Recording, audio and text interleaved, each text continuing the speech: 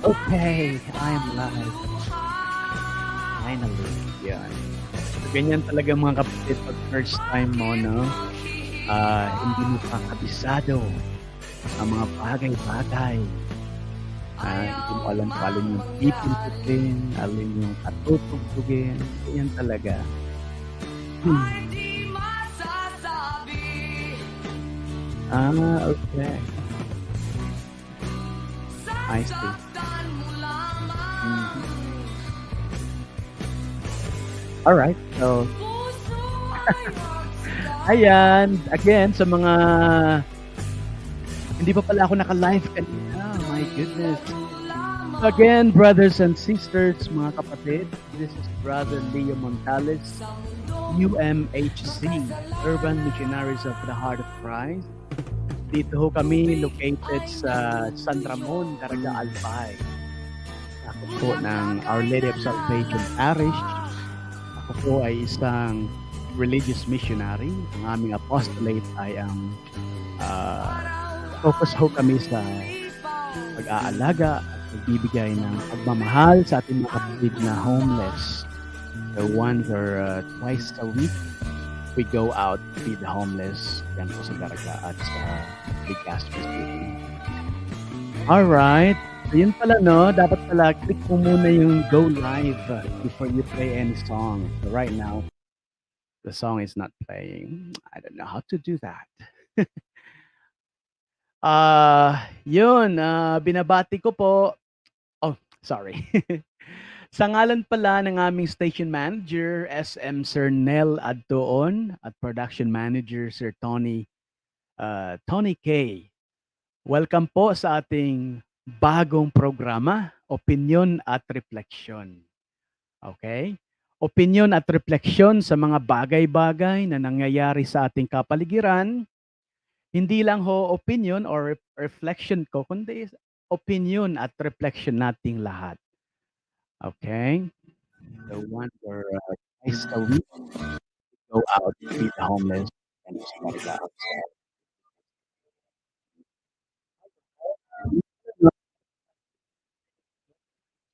So yun, no? Naririnig yung music ko dito sa ano. Again, pasensya na ho kayo mga viewers, mga kapatid. This is our first time. So tomorrow it'll be better, of course, you know. We'll be able to press the right buttons next time. So sorry, medyo nagkakamali po pa tayo ngayon. Nangangapa. Good afternoon and happy lunchtime sa mga friends natin sa Daraga, sa Legazpi, sa labas ng Albay, mga friends natin sa Manila. Good afternoon. Subaybayan niyo po ang ating maliit na programa. Opinion at reflection. It's all about our opinions and reflections about things that are happening in our society. Pag-usap-usap, o kumbaga, pag-usapan natin nang sa ganun ay meron tayong mapulot ng mga magandang aral. Again, happy birthday sa mga nagbe-birthday sa araw na ito kay Kuya Alan Llames, Kuya Freddy Morales at kay Sir Sandro. Ayun mga kapatid, again, 1 hour po tayo ngayon. Opinion at reflection, or sa Bicol, opinion as in reflection. Yan. It's a 1 hour program from 12 noon to 1 p.m. At gusto ko lamang pong ipakilala sa inyo ang ating kasama. Yan. Hindi tayo nag-iisa. Meron ho ako ditong kasama. Imaginary friend. Ako, patay tayo dyan. May imaginary friend pala tayo. Siya ho si Mike. Yes. His name is Mike. Ang kanyang last name ay Ikiskis. So yun, mga kapatid, no? Just to let you know, mayroon tayong imaginary friend, si Mike Ikiskis. Alright, Mike, pasok! Magandang hapon po, mga kapuso. Ako po ang inyong lingkod, si Mike Ikiskis. Samahan niyo po kami sa loob ng isang oras. Pag-usap-usapan natin. Excuse me po. Naubo na naman si Mike. Ano ho, Mike, ang pag-uusapan natin sa araw na ito, ha, Mike? Ayun, pag-usapan natin mga kapuso, yung mga Aleco bells, bells, bills na sobrang taas daw po mga kapuso, nakakagulat. Marami ng mga kapuso natin, mga kabarangay natin ang nagrereklamo. Totoo yan, Mike, no? Totoo yan. Talagang parang may irregularities dyan sa Aleco na yan, no? Pansin nyo ba mga kapatid? So isa yan sa mga topic na pag-uusapan natin, yung mga parang kapalpakan sa Aleco. Of course, nandyan yung laging brownout. Alam nating lahat yan. Needless to say, talagang alam na nating lahat yan. Okay, so yun.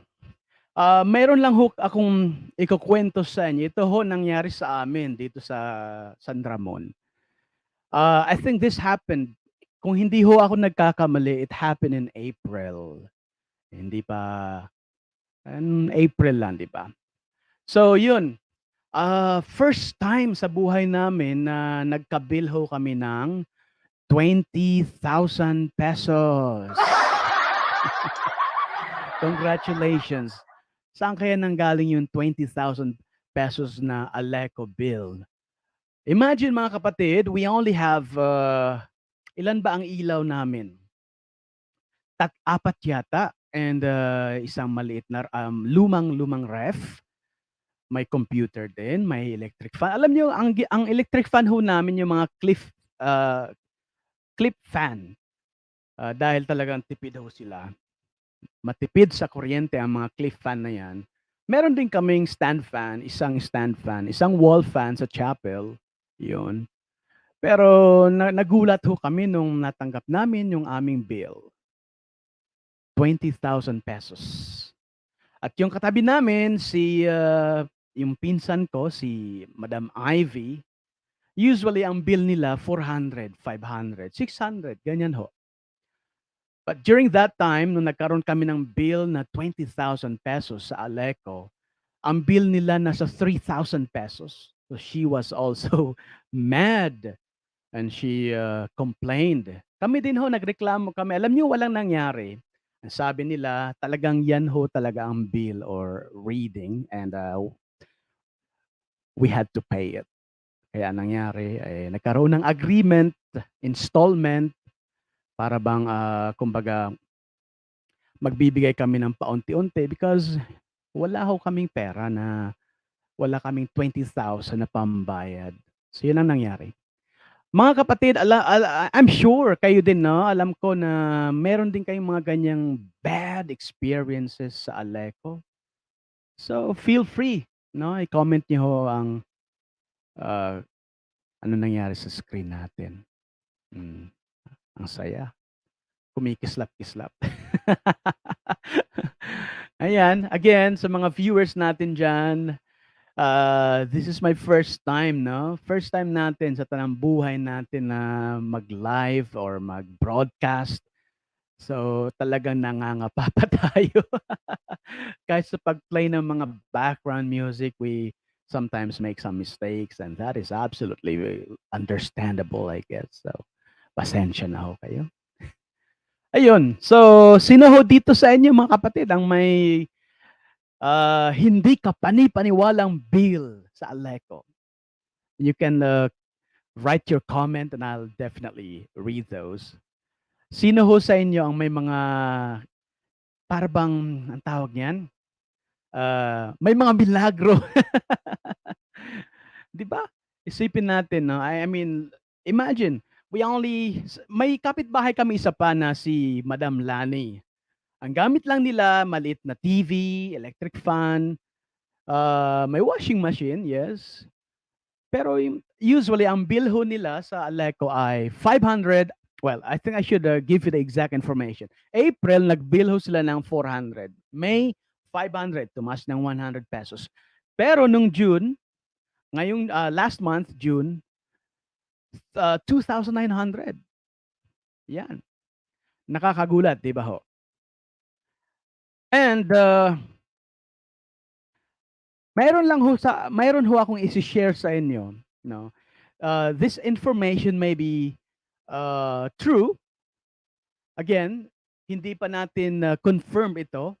It could be true, it could not be true, Pero babasahin ko ho. Ito ho ang chat sa akin ni Sir Ted, no?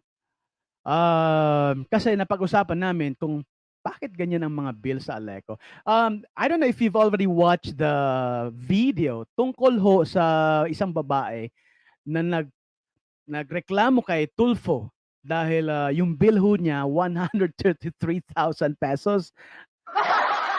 133,000 pesos. Wala ho silang shopping mall. Bahay lang ho ang kanilang pinatatakbo at hindi sila nagma-manage ng shopping mall, mga kapatid. So, nagsumbong ho sa kay Tulfo yung babae. Yan. Dito ho yan sa Albay ha. Taga rito ho yung babae na tinutukoy ko. So yun na, hinahanap ko pa rin yung chat sa akin ni Sir Ted. He said this could be one of the reasons why merong mga talagang nakakagulat, sobrang taas ng mga bill sa Aleco. Unfortunately, hindi ko na mahanap yung message niya. Anyway, parang ganito yung message niya, no? Meron daw kasing ginawa ang Aleco na pagbabago sa setting nila. Andito yata yon. Wait lang po ha. Okay, wala. Parang anong nangyari, yung mga grounding, parang naging series daw yung mga grounding nila. Kumbaga, yung isang poste, let's say there are 5 meters na nakadikit dyan sa mga poste. Ang nangyari daw yata, yung mga grounding nila, pinag-connect-connect, kaya naging series. Kaya nagkakaroon ho ng kakaiba or parang malfunction, nagma-malfunction yung mga metro. Lumalabas para bang kahit nakapatay lahat ng gamit nyo sa bahay nyo, no? Kung yung kapitbahay nyo gumagamit ng aircon, parang umiikot pa rin yung metro nyo dahil yung mga connections yata ay naka-series. Ibig sabihin, connected sila. 'Di ba? I think kailangan nila talagang imbestigahan yan, mga kapatid. Isipin nyo, there are millions of people or consumers sa buong Albay. Sabihin na natin sa isang consumer, ma-overprice nila ng 1,000 pesos, magkano na ang kikitain nila, di ba? Grabe. Milyones ho ang mawawala sa mga tao at milyones ho ang mapupunta sa kanila if indeed there are there are mistakes or errors dyan sa sistema ng Aleco, no? So we have to investigate. Sa 15 yata magkakaroon ng General Assembly, if I'm not mistaken. In-announce ho ito sa Cathedral yesterday. And we have to confirm that kung sa 15 ba yung General Assembly ng Aleco. Totoo ba yung I mean sa mga viewers natin, please correct me if I'm wrong and please confirm the information kung tama ho ako. Ayun. All right, patuloy ho tayo. Again, this is a 1-hour program. Pag-usapan natin yung mga dapat nating pag-usapan, yung mga nangyayari sa kapaligiran. Meron pa ho tayong mga pag-uusapan mamaya. Isa ho dyan ay yung, alam nyo, bilang isang missionary, isa ho sa mga napapansin ko, itong tinatawag na sexualization in media. Mamaya-maya ho, maybe after 10 minutes, pag-usapan natin yan. Sa ngayon ho, nais ko lang pasadahan yung mga events or activities na nangyayari dito sa aming barangay. Ako ho ay taga San Ramon Daraga at ang katabing barangay ay ang Mayon Daraga, na kung saan ay meron hong napakalaking planta or poultry farm at napakalaking dressing plant, katayan ng manok, at meron din hong isang mabahong landfill. Totoo yan, ha? Hi sa mga friends natin dyan sa Mayon. Humihinga pa ba kayo? Buhay pa ba kayo? Grabe, no? Araw-gabi. Araw-gabi nilang nilalanghap yung baho ng Iwabeso landfill dyan. Yan. So, may mga activities dahil ho sa kakareklamo natin at ng mga tao, meron ho kaming organization diyan na itinayo, yung Green Mayon People's Association. Hi po, and happy watching sa lahat ng mga members ng ating organization diyan sa Mayon. Yan. So yun mga kapatid, pasadahan natin, gusto ko lang i-update yung mga friends natin diyan at kayo din po na nanonood sa akin ngayon. Meron na hong mga magagandang bagay na nangyayari. Yes, salamat sa Diyos. Yun nga, yung poultry farm dyan, no? Three times a month na naming binibisita yan. At chinecheck namin kung okay ba lahat, kung yung mga tawag nun, yung mga patay na manok ay itinatapon ba sa tamang tapunan or basurahan at tinatakban ba ng lupa, kung may langaw ba, chine-check natin lahat. And yung isa pa ho, yung basurahan dyan, yung landfill. Mga kapatid, just to let you know, yung mga wala pang, kumbaga, first time yung sigurong narinig itong bagay na ito, no? Ang lakas ng ano ko, earphone. Hindi ko alam kung paano i-adjust. Anyway, sa mga hindi alam ho yung mga nangyayari dito sa amin, ang Iwa Best Landfill po ay ano ba how should we call it? I think it's not, hindi tama yung word na provincial landfill kasi hindi lang Albay yung nagtatapon diyan eh. Yan, no? Nakakagulat. Alam niyo ba na kahit yung Cam Norte at Cam Sur ay at Sorsogon ay diyan din nagtatapon ng kanilang mga basura? Kumbaga, yung maliit na barangay na yan, yung Mayon, ginawa ng tapunan ng basura ng iba't ibang probinsya. Nakakalungkot, di ba? Kaya sobrang baho ho dyan. Yung amoy na hindi mo maintindihan. Sabi ko nga, pasintabi sa mga kumakain, sabi ko last time, parang utot ang amoy. Yun nga lang, 1,000 times. 1,000 utot na inilagay sa plastic, no? Ganyan ho ang amoy ng basurahan dyan na kapag nalanghap niyo ho, ay maaari kayong mahimatay. Walang biro, totoo yan. Kaya nga marami ho dyan ang mga nagkakasakit. Yan. Ngayon, dahil sa kakareklamo natin sa social media at gumawa na rin tayo ng letter, kinausap na natin si Engineer John Vic Rahida, ang OIC ng Menro, at of course, ang Barangay Council ng Mayon Daraga Albay. Sa tulong ng Diyos, of course. Yan. Finally, mga kapatid, gumawa na ho ng resolution ang Menro. Meron na ho silang ginawang kumbaga measures para dyan. Thanks be to God. No?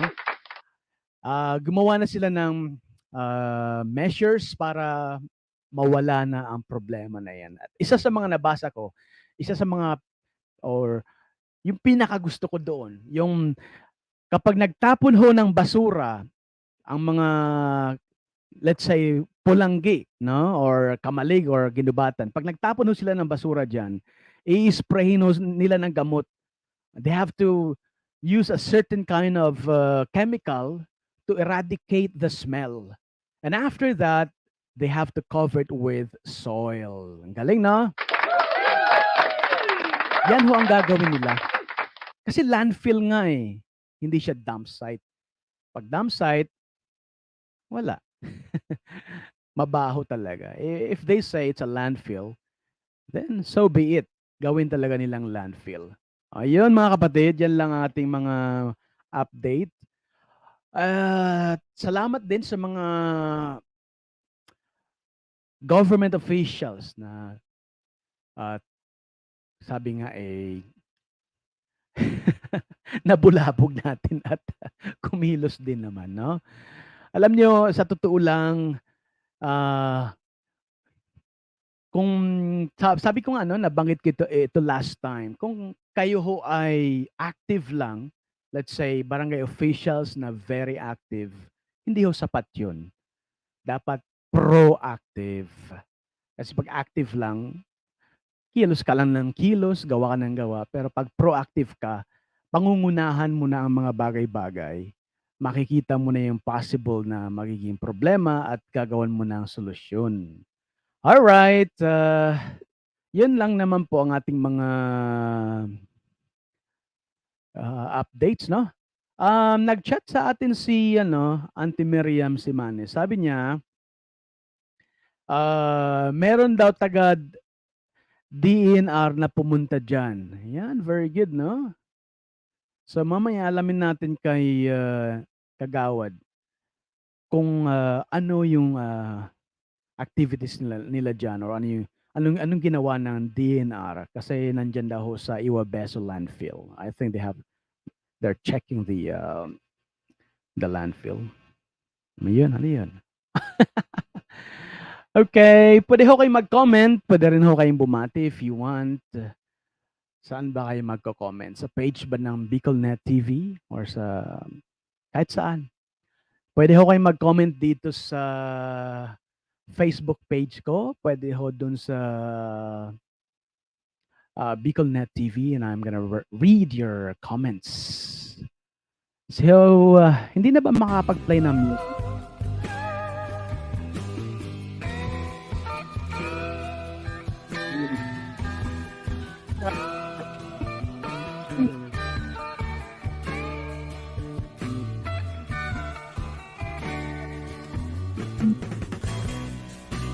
Sasaktan mo lamang puso Music is playing, even though I can't hear it. Ayun mga kapatid, patuloy lang po tayo. Wag nating okay. 'Yun, wag nating balewalain ho yung mga problema 'no, na nangyayari sa ating kapaligiran. Ito ho, sa observation ko lang. Kasi nagkaroon ng, public consultation na naman diyan sa Mayon Daraga Albay dahil merong ilalagay diyan na bagong planta. Ito ay planta or refilling plant, LPG refilling plant at, ayon dun sa nakausap natin ayon kay Ma'am Jennifer, wala daw hong walang nagsasalita, kapag tinanong daw yung mga tao na nandodoon during the public consultation, walang kumokontra, walang nag-uusisa, walang nagtatanong, parang tango lang sila ng tango, yes lang ng yes. At sabi naman ni ano, ng isa pa nating friend na naka-chat natin, ang sabi niya, ang mga tao daw ay takot. Takot ho saan, mga kapatid? Ito gusto ko lang i-share yung reflection ko tungkol sa mga, ugali natin na mga Pilipino, hindi naman lahat, lalo na yung mga simpleng tao, yun, okay. Na kung saan ang mga simpleng tao kapag may mga halimbawa malalaking kumpanya na, ah, napadpad sa lugar nila at gusto nilang magtayo ng pabrika, itong mga simpleng tao minsan parang sobrang bait nila at ayaw nilang magsalita, mag-usisa, hindi sila nagtatanong o hindi nila kine-question yung mga nangyayari. Halimbawa, puwede niyong tanungin, ano ho ba ang magiging epekto, masamang epekto ng itatayo ninyong pabrika or planta dito sa aming lugar? Ah, Ganyan ho ang mga simpleng tao sa mga bara-barangay. Most of the time, hindi sila nag-uusisa, nagtatanong, hindi nila kine-question yung mga nangyayari. Kaya ang nangyayari tuloy, naaabuso, 'di ba? Naaabuso ng mga abusive din naman talaga ng mga kumpanya at mga mayayamang tao, 'di ba? Kumbaga, 'di naman sila nagrereklamo, ah, tango lang sila ng tango. O sige na, magtayo na tayo dito ng planta. Kahit na maapektuhan yung taniman nila, yung sapa at ilog nila, hindi naman sila umiimik. Ganyan ho minsan tayo, eh, 'no? Lalo na yung mga simpleng tao. So please lang mga kapatid, ito ay, nais ko lang i-share sa inyo. Please lang po, alisin na natin o baguhin natin paunti-unti yung ganyang ugali na kung saan sobrang bait natin. Anumang sobra ay masama. Yung pagiging sobrang mabait ay hindi ho yan mabuti, hindi ho yan maganda. Dahil kapag sobrang mabait ka, aabusuhin ka talaga ng ibang tao at ikaw din ang masasaktan, right? Yan ho, ganyan ang nangyayari, di ba? Halimbawa, yung nangyayari diyan sa Mayon, lalo na yung mga nasa Purok Ono, nandyan ho yung isang negosyante dahil gusto niya magtayo ng LPG refilling plant. Alam niyo ba na maglalagay sila ng napakalaking tangke ng gasol or liquefied petroleum gas dyan ho sa residential area. Kumbaga, magkakaroon kayo ng kapitbahay na planta. And who knows, maaring sumabog ho yan. Di ba? Maaring sumingaw at mas makaapekto sa inyong kalusugan. Kaysa ngayon pa lang, tingnan nyo na ang pwedeng mangyari sa future. Pag-aralan nyo na at mag-decide na ho kayo mga kapatid natin, papayagan ba natin ang proposed project or business na ito or hindi? Hindi yung tango lang kayo ng tango, yes lang ng yes, nahihiyang magtanong, my goodness. Alisin ho natin yung pagiging mahiyain. Ang mahiyain ay nagugutom. Totoo yan. Kahit sa fiestahan, di ba? Mahiyain ka. Nako, hindi ka makakapag-sharon. Kahit sa fiestahan, ang taong mahiyain, hindi makakapag-uwi ng pagkain. Dahil nga nahihiya. Pero yung hindi mahiyain, hindi naman walang hiya, hindi lang mahiyain. Yun yung swerte. So yun mga kapatid, please lang, no? Wag na tayong maging mahiyain at para ho yan sa kinabukasan ng mga anak ninyo. Kaya ngayon pa lang, pag-isipan nyo ng mabuti bago kayo magdesisyon. Papayag ba kayo na maglagay ng planta, ng gasol dyan, refilling plant, or hindi? Ngayon pa lang. Marahil sa mga susunod na buwan o taon, kasi nga, yung lugar na yan, yung Barangay Mayon, San Ramon, Bigao, ito ho ay nanggaling sa, kanino ko ba nakuha yung information na ito, na yan daw mga barangay na yan ay tinatawag na industrial area. Ibig sabihin, magtatayo dyan ng kung ano-anong mga pabrika, mga planta. Kaya, you have to be wise, you have to be smart. Pag-aralan niyo maigi yung mga nangyayari sa kapaligiran at wag na wag kayong matakot na sabihin or magreklamo kung kailangan. Okay? At sa mga barangay officials naman, please lang, no, wag niyo namang niloloko yung mga tao. Yes. Sabihin niyo na naman, grabe na naman si brother. Kung ano-ano naman mga sinasabi. Totoo yan. Minsan niloloko niyo yung mga tao.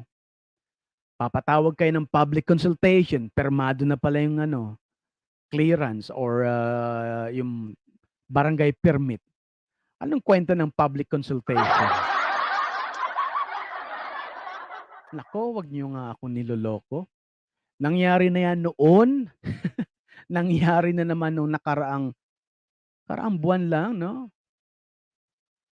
Wala na, kung hindi nga namin nalaman, hindi namin na-booking, hindi na kayo magpapatawag, magko-conduct ng, public consultation, 'di ba?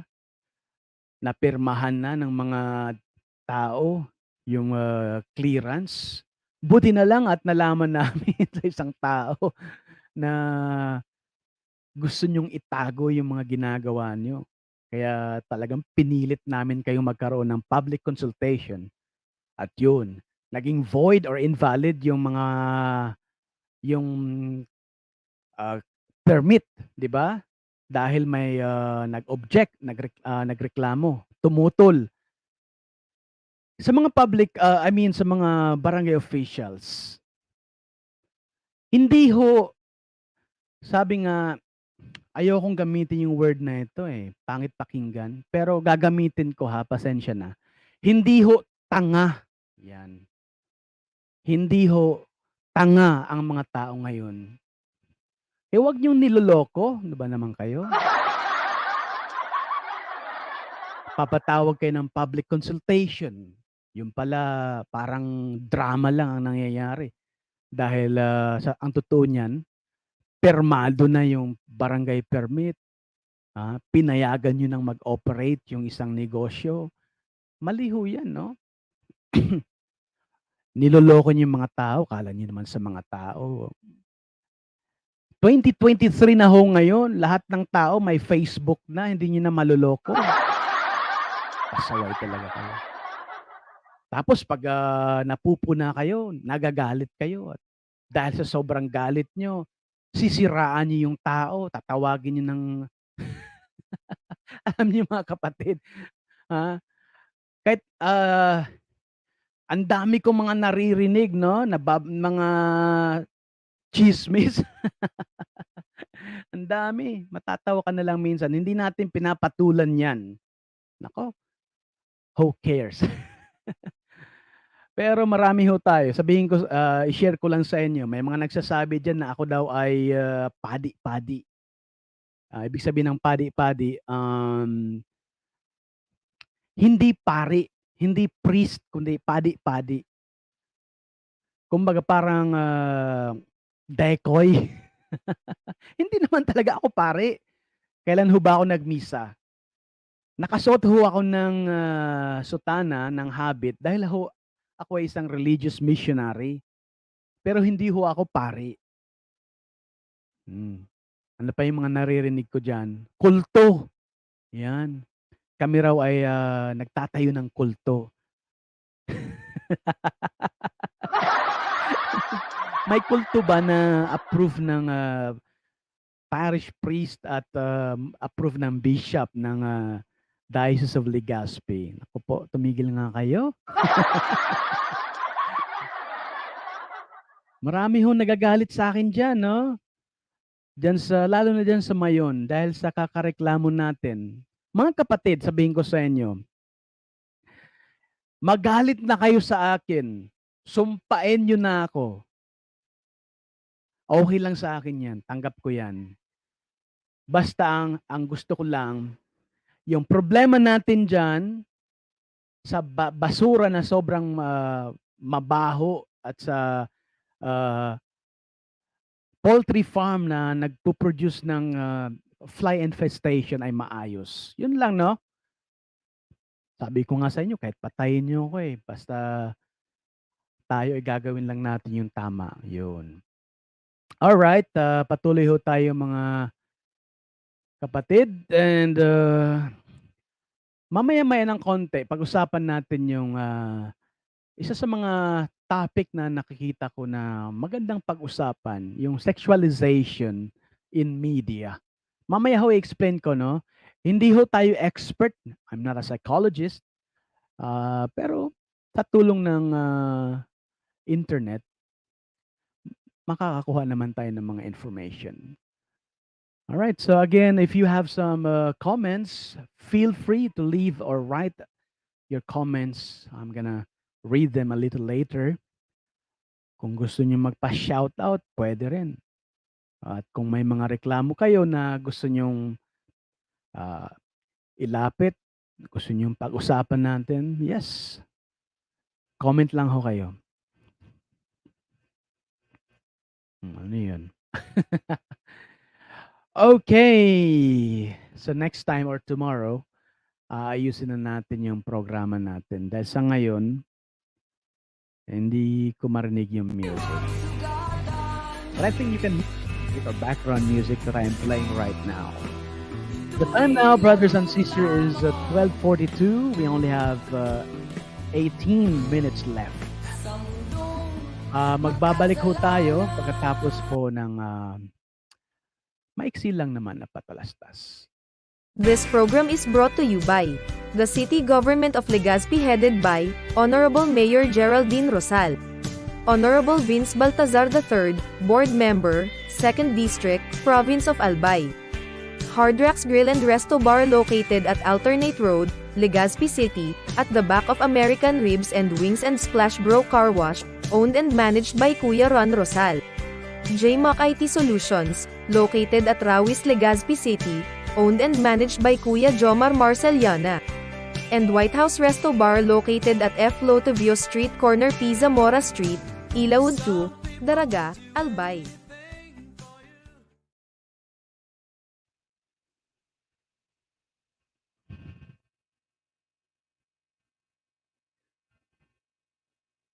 Okay. Patuloy ho tayo mga kapatid. Kasama pa rin natin si Mike Ikiskis na kanina pa walang imik. Okay lang yan, Brother Leo. Ang importante ay na, excuse me po.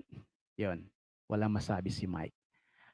Alright, Mike. So, ano ang pag-uusapan natin sa ngayon?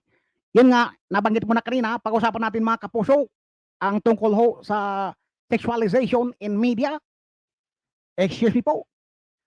Mga kapatid, ito ha, this is just my reflection. And of course, you can share your reflections and your opinions about this matter. May babasahin ho tayong article from UNICEF. Okay?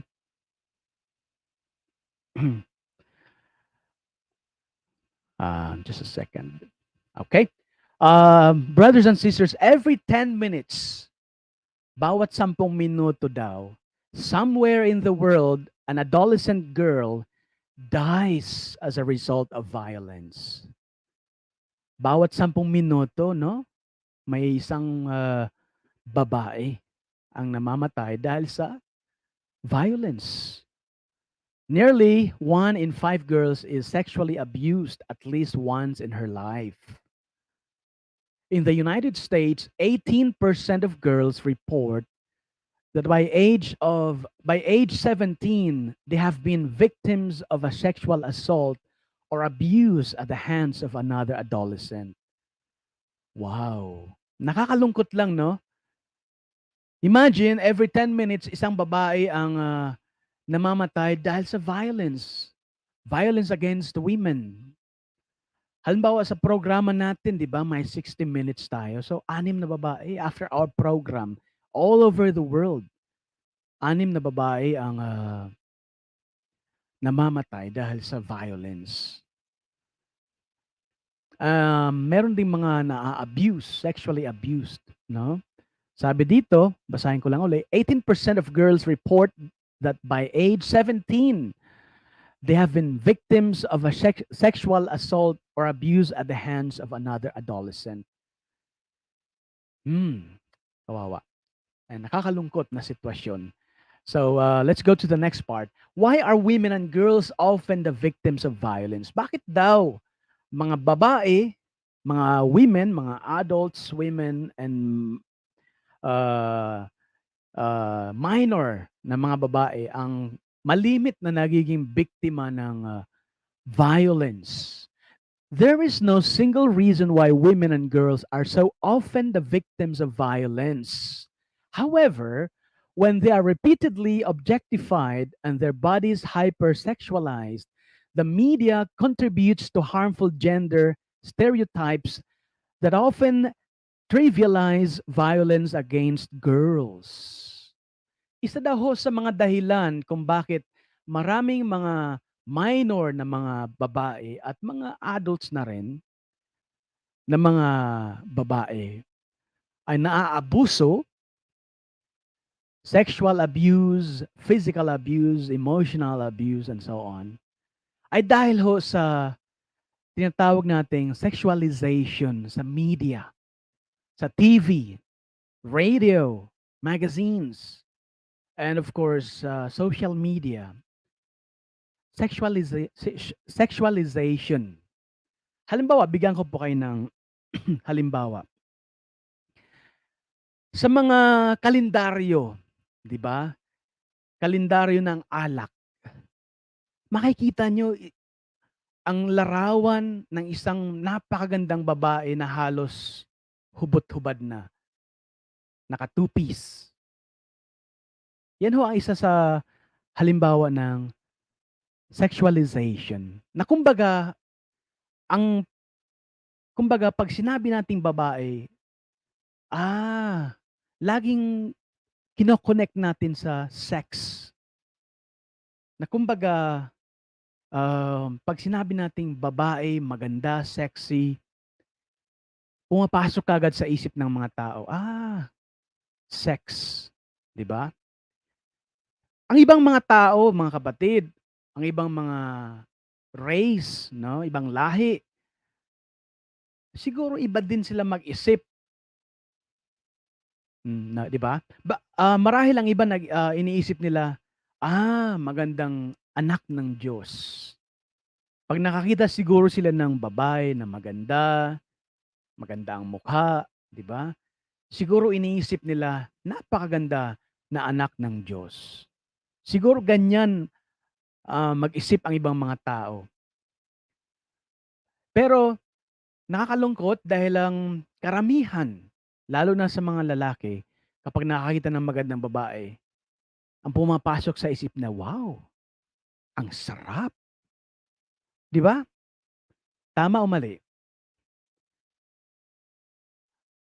Yun kaagad ang pumapasok sa isip. Dahil ho yan sa tinatawag na sexualization. Hindi lang sa kalendaryo ng mga alak, no? Kahit sa mga billboards. Kahit sa mga movies. Okay? So patuloy po tayo, basahin natin yung article.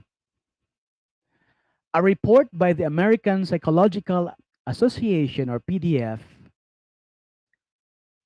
APA, on the sexualization of girls in the media found that girls are depicted in a sexual manner more often than boys. It's true. Talagang girls ang lagi na sexualize, no? Dressed in revealing clothing. 'Di ba? Mga babae na ang iiksi ng mga damit. That's sexualization. Sa mga Muslim countries, mga kapatid, bawal na bawal 'yan. 'Di ba nga tinatakpan pa nga nila kahit yung dito parte, tsaka dito, yung mata lang ang nakikita. Pero sa ibang bansa, kahit dito sa Pilipinas, no? Grabe. May mga bansa pa nga na hindi na nagsusuot ng damit ang mga babae. Ayun. So, revealing clothing and with bodily postures or facial expressions that imply sexual readiness. Ayun. Kaya minsan makikita natin sa mga magazines, mga babae na yung iba ang posture na kumbaga mapang-akit. Sexual readiness. Hindi lang ho sa magazines or sa mga billboards, sa social media. Sa mga nanay at tatay, sa mga magulang na nanonood sa atin ngayon. Bantayan niyo ho ang mga anak niyo. Grabe ho ang nangyayaring sexualization sa social media. Nandyan ho yung mga malalaswang sayaw. I don't understand why they have to dance in a very enticing way. 'Di ba may mga hindi ako marunong sumayaw, eh. Pasensya na. Hindi ko kayang ipakita sa inyo. Pero ganyan ang nangyayari, 'di ba? Girls and boys, mga kabataan, sayaw na mapang-akit. That is sexualization. May pa-ganyan-ganyan pa yung dinidilaan yung thumb, ta's ginaganito ganyan, ta's ganyan-ganyan, ta's gumigiling-giling.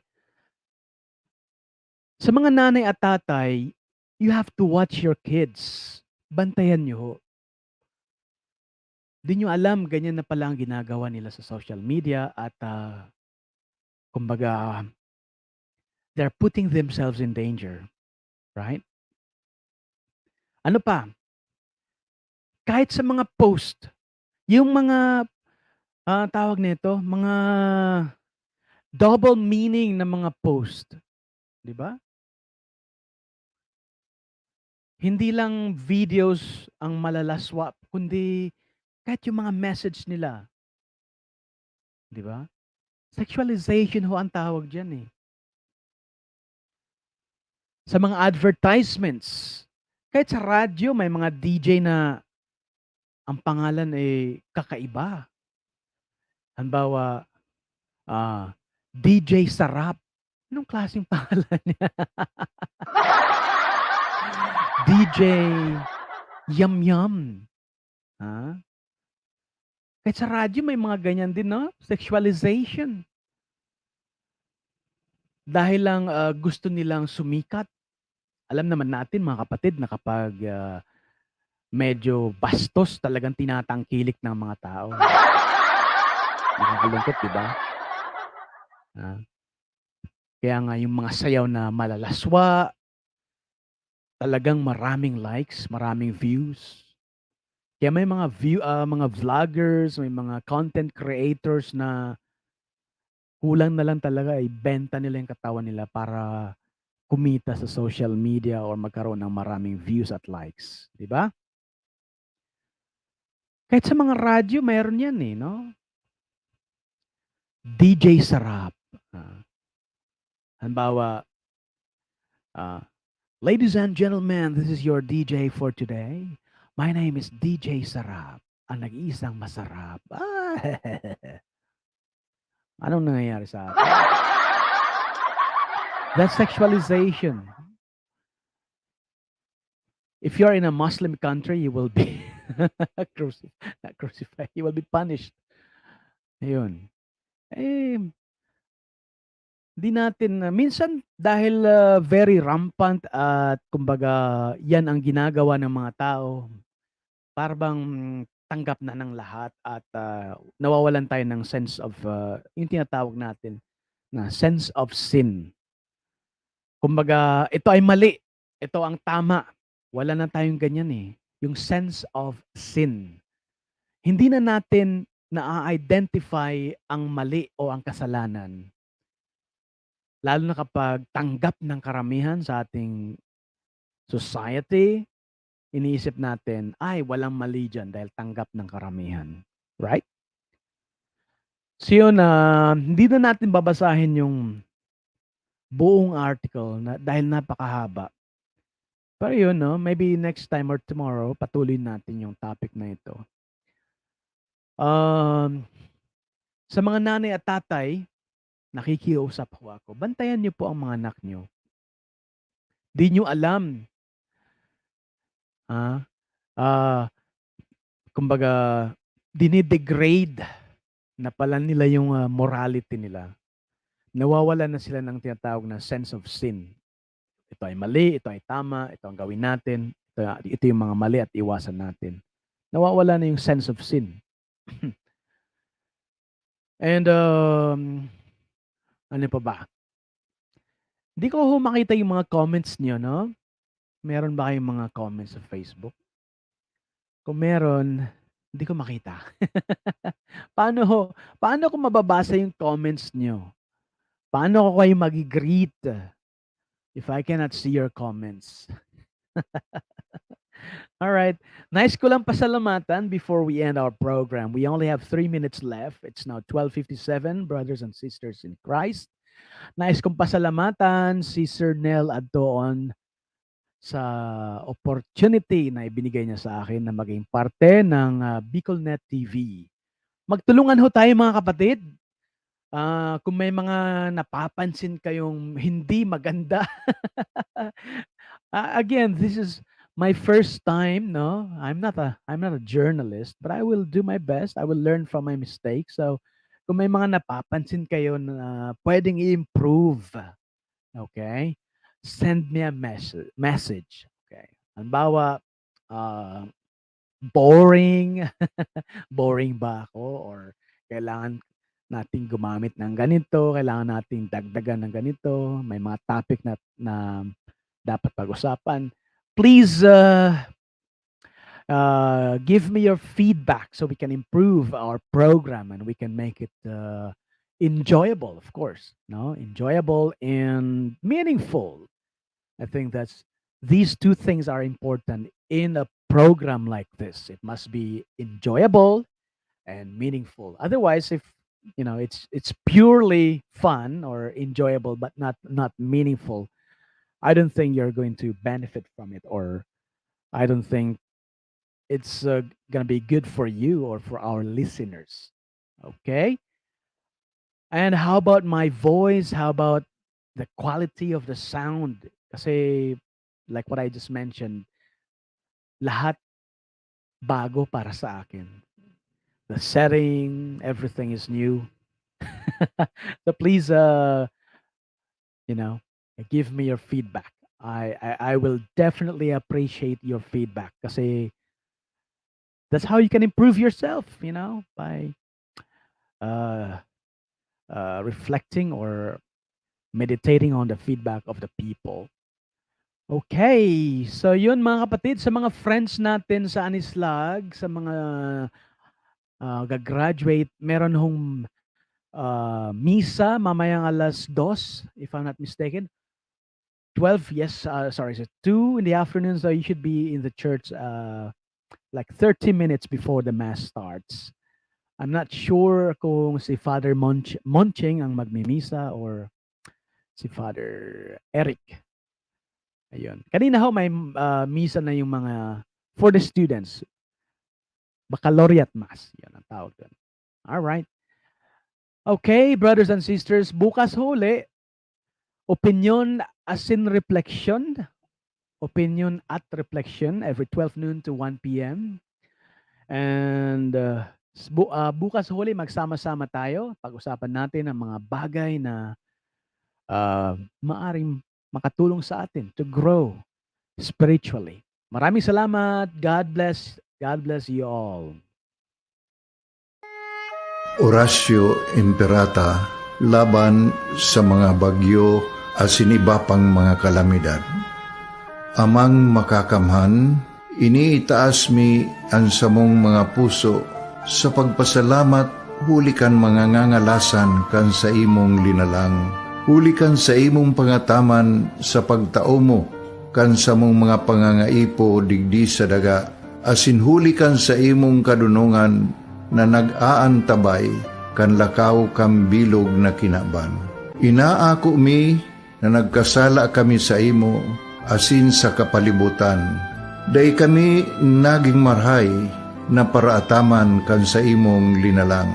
Day mi nasabutan asin nautob ang sa imong kabutan na tamanon ang kinaban. Ang kapalibutan nagsasakit hulikan sa mong mga salanggibo. Asingunyan namamatean mina ang padusang balik kan sa mong pag-abuso asing kapabayaan. Padagos ang labi-labing pag-init kang kinaban. Huli ka ini, naglalawig ang tig-initan, nagdadakol asin nagkukusog ang mga bagyo.